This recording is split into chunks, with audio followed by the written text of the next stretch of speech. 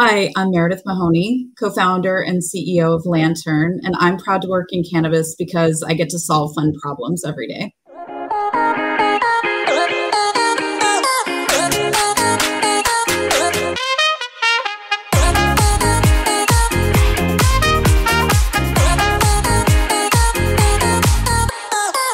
Hey everybody, and welcome to the Proud to Work in Cannabis podcast. I'm your host, Jamie Humiston, the founder of Angst, and today I'm very excited to have the founder of Lantern, Meredith Mahoney, joining us. Meredith, thanks so much for being on the show. How are you today? Yeah, I'm good, Carson. Good to see you. Meredith, before we get into some of the main questions, it would be great for us to hear your background and how you decided to co-found Lantern and what you were doing before. Yeah, so my entire career has been in consumer, and early in my career, that was brick and mortar stores. I started in merchandising, so visual design, also buying product, assortment planning. I've worked in every product category you can imagine. I've worked in apparel, home, toys, baby gear, flowers, plants, everything. Halfway through my career, I transitioned into D2C e-commerce with Wayfair. I was there for 8 years, and while I was there, I helped start and run 3 of the portfolio brands under the Wayfair umbrella. After that, I went in and joined a founder of a clean beauty startup. So add beauty to the list. Beauty has a lot of correlation in consumer behavior to cannabis, which is interesting and fun.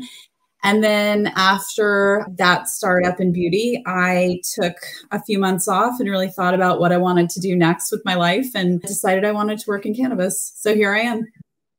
So you decide that you want to work in cannabis, and then what? How do you go from one day waking up deciding you want to running one of the leading companies in the space? Well, I was lucky to be in Boston and Boston's a pretty small startup tech community. I knew the founders of Drizzly, the alcohol e-commerce marketplace and delivery platform.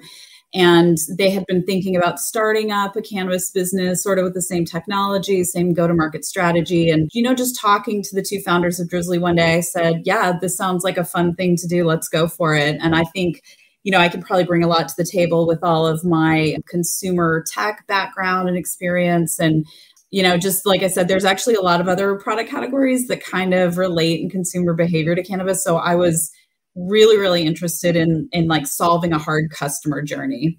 And so for people not listening, could you give them the rundown on Lantern as a business and what you all do? So Lantern is an e-commerce marketplace. We aggregate SKUs, products from many, many retailers into one shopping destination, lanternnow.com, also an app. And customers can shop product first, which is very different than how customers shop today in cannabis. You're usually shopping dispensary first. Our thesis is that customers will shop product first in marketplaces like they do in every other product category. If you think about the way you shop for any product, any consumer good that you use, you're rarely buying directly from the brand or from one store that only carries a handful of brands. You're usually shopping in big marketplaces. So, we do the consumer acquisition, we're building a consumer brand. And then once the consumer sees all the products available to them, they place an order and then we facilitate the delivery. We don't actually do the delivery. We're a software business, but we help facilitate all of the logistics and customer service and everything that the consumer expects. So what's been the hardest or most different part of working in cannabis compared to the other industries? I know you talked about some correlations, but what has been the biggest difference? Patience. I don't have a lot of patience. And I think that in other unregulated categories, you can build your business as fast as you have a great team, a solid thesis and product market fit and capital. If you've got those 3 things, you're unstoppable and you just basically build your business as fast as you can stay up late every night, and that's just not true in cannabis. You have this external factor, which is probably the biggest determination of your business growth, which is regulation. And, also you can't build, I think in tech, one thing we're used to in the unregulated space is build an MVP, scale it to V2, scale it across the country, rinse and repeat. And the way that the markets are regulated at the state level, obviously every market shapes up a little bit differently. So you're constantly building market-specific product. It's pretty labor-intensive and capital-intensive. But I also think that's what allows us to be really innovative and creative. And, you're not executing the same playbook over and over. You have to really think about how to go to market every time you launch a new market. And so when you think about that and you've thought about building your team and the differences in cannabis and the patient element and the differences in building in cannabis versus building outside of cannabis, how have you thought about building your team and what kind of teammates are you looking to recruit? Yeah, so I think we have a really good mix of the best consumer tech people in the US and like the best cannabis people, whether that's on the cannabis side, whether that's business development or policy or advocacy.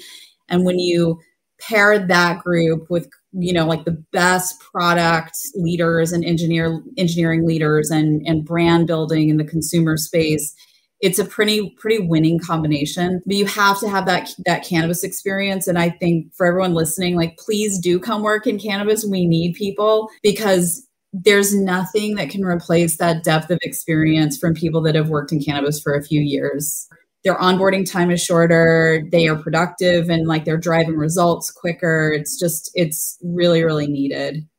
And what's so interesting? It's like a couple of years ago in this industry, there really wasn't a huge pool of candidates who had worked in the industry and had previous experience outside of the industry. And so that was finding a diamond in the rough.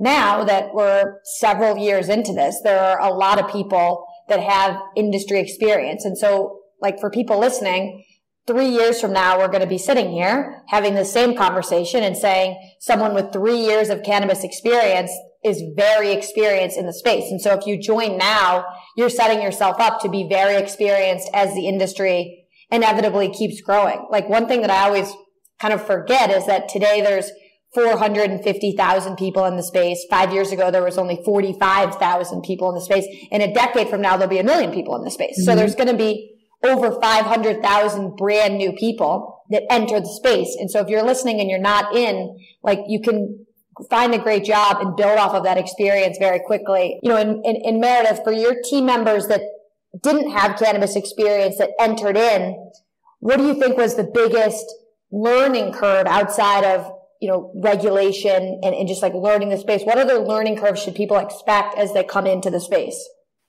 So I think that, you have to leave your assumptions at the door of how things worked in whatever category or whatever industry you worked in before. Like, obviously there'll be some similarities, but, in our world in consumer, in a lot of unregulated categories in CPG, it's like there's this playbook of building the front end experience for the customer, and you like create how many steps to the cart to check out, and that's just not how people shop for cannabis. I think a huge thing is consumer research, whether you are a consumer or you're B2B, like, know your audience, know your customer, whether your customer is like the person standing in front of you in the dispensary, or if it's on the B2B side, every dispensary in North America.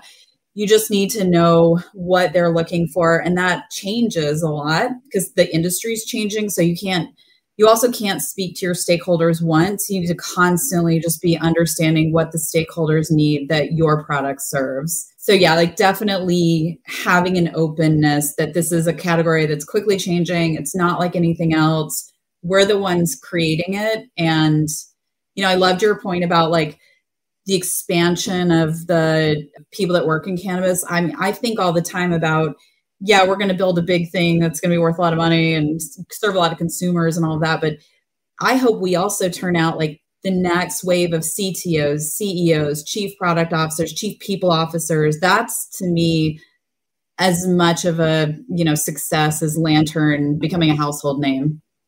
Right. And people entering the space and quickly being able to move up. Another cool thing that we've seen is people enter the space as an entry-level trimmer, and they show up every day and they work hard and they learn the business. And next thing you know, they're a grow manager, and then they're a director of cultivation. And then a new state is opening up and a new business wins a license, and they want to recruit someone from Colorado who knows how to build out a cultivation facility, and they have a life-changing offer to move across the country. I mean, that's hard to replicate in industries that aren't moving as fast as ours. So as much as we kind of complain about the pace that Meredith and I would like to run at, the industry still is moving quickly in comparison to the pace other industries are moving at.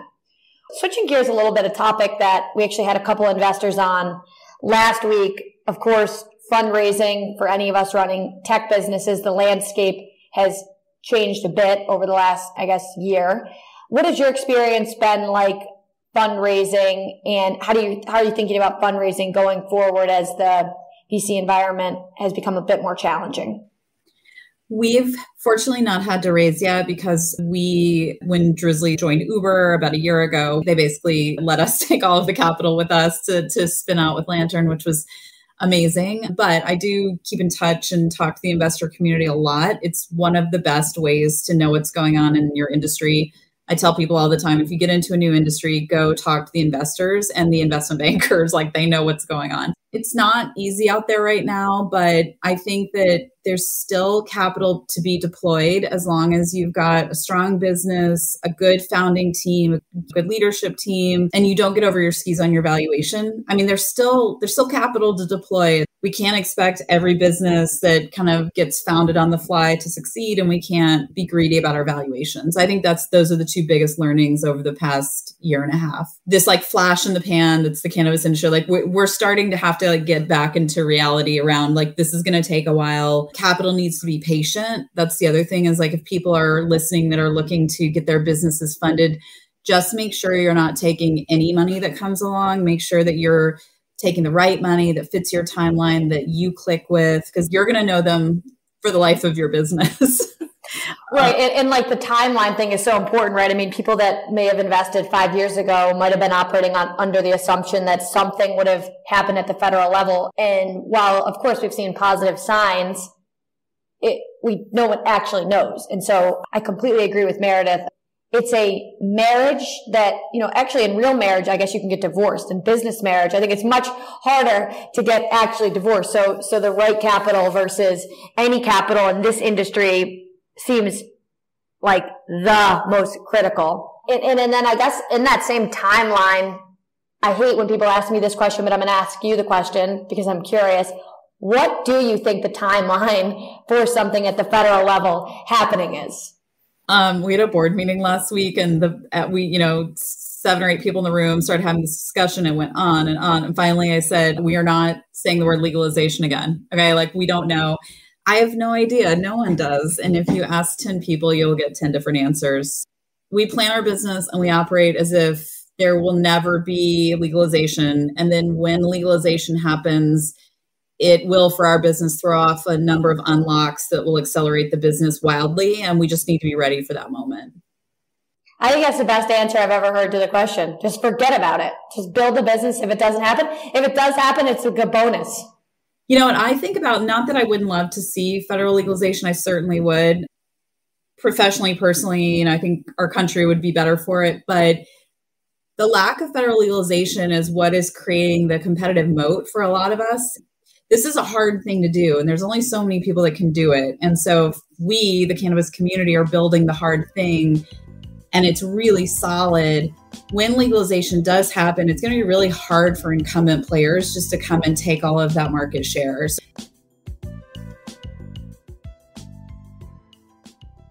And I think that's a good point too, because I think a lot of people that are maybe thinking about getting into the industry are saying, I'm going to wait until that moment that legalization happens because it could be very risky for my career. And I think that's a false narrative. I think it will be riskier to wait to get in until it's too late, right? That the opportunity is not going to be as interesting once it's legalized. It's going to be de-risked. I agree. And I think if you're the type of person that would even think about going and working in cannabis, you're not likely to go into something next that would have a negative view of cannabis, if that makes sense. Like, I think that this, like, is it risky for my career thing? You come out of cannabis and you show that you can be decisive without a lot of hard information. You could be flexible.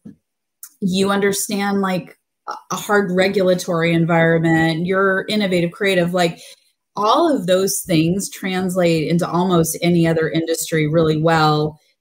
And I have this thing I tell people, which is, I feel like working in cannabis is like hiking at 9,000 feet. Like you're still hiking, you still can do it, but it's really, really hard. And then the next thing you do that's outside the industry will be like at sea level, and you'll do the same stuff, but you'll be like an Olympic athlete. I literally love that, because it's like I've heard that athletes actually like train high and then they go back to wherever the heck the Olympics is at sea level and they just crush everyone else.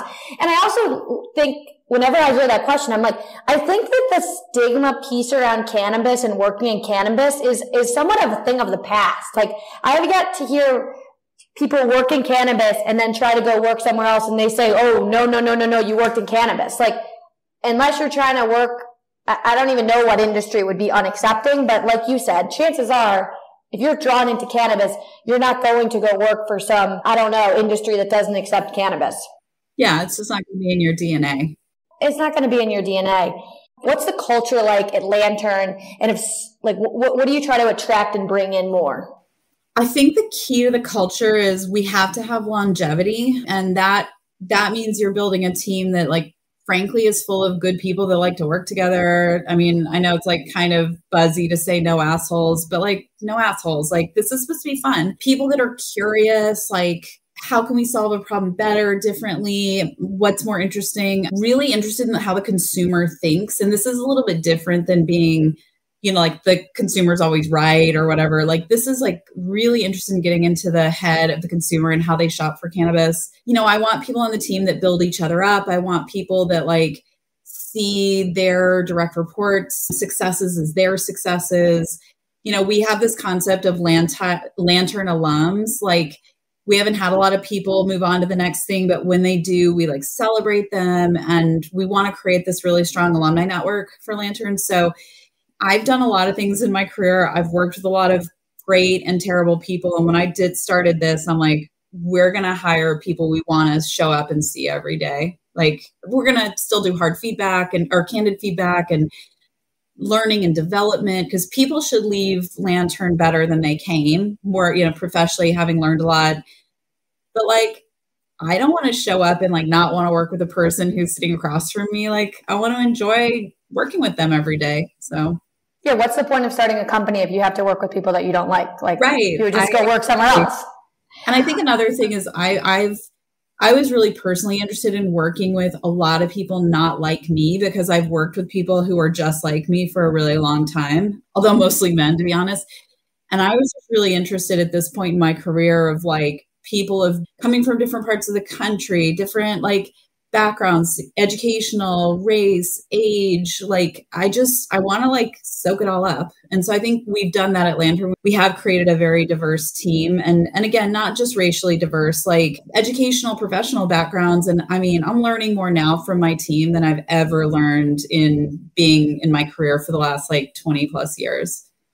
Are you guys all in Boston, or is it totally remote? Have you guys built around remote versus in person? We started the company in January 2020. And so we were only in an office for about 2 months. So we're fully remote. We hired almost everyone on the team remotely. And about a third are in the Boston area. I'm really glad that we are remote, because there is definitely some cannabis talent in the Boston area, but we can really draw on the best talent, which is around the country, which is not necessarily in New England. We're a younger part of the industry. So drawing on folks from Colorado, from California, that's just been almost like a game changer for us. So if you're listening, you can be anywhere and apply for jobs at Lantern. Speaking of which, do you have any open jobs? And if you do, what are they? Let's start there. And because maybe people listening, I'm interested in applying now that hearing about your team. So how can other people get in touch, and what jobs are you hiring for? We are actually full right now, but wait list, folks. You got to get on the wait list. Get on the wait list now. We're putting together our 2023 plan. So I think we'll probably have some stuff opening up in the new year, but ours are always in high demand. Product folks, UX, like that whole side of the business always seems to have a need. So yeah, engineers, product folks, come work in cannabis. We need you. Sounds great, Meredith. Well, thank you so much for being on the show today. I'm excited to see you in Vegas next month, and we'll send the listeners an update when the 2023 hiring plans come out. Sounds good. Thank you so much, Carson.